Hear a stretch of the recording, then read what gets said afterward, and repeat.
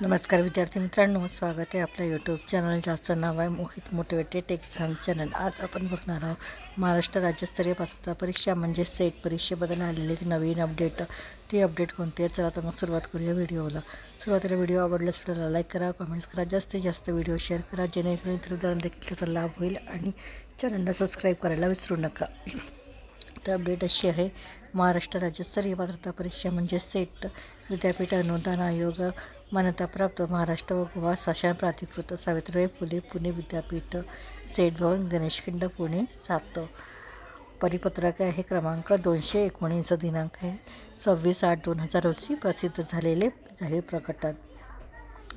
सावित्रीबाई फुले पुणे विद्यापीठातील सेट परीक्षा विभाग हा महाराष्ट्र शासनाची नोडल एजन्सी तसेच महाराष्ट्र अनुदान आयोगाच्या मार्गदर्शक तत्वानुसार महाराष्ट्र व गोवा राज्यातील विद्यापीठ आणि वरिष्ठ विद्यालयात सहाय्यक प्राध्यापक पदाची पात्रता परीक्षा घेण्याकरिता प्राधिकृत विभाग आहेत। दिनांक 15 जून 2025 रोजी 40व्या सेट परीक्षेचे आयोजन सेट विभागामार्फत महाराष्ट्र व गोवा राज्यातील विद्यार्थ्यांकरिता 18 शहरांमधील विविध महाविद्यालयात करण्यात आले आहे।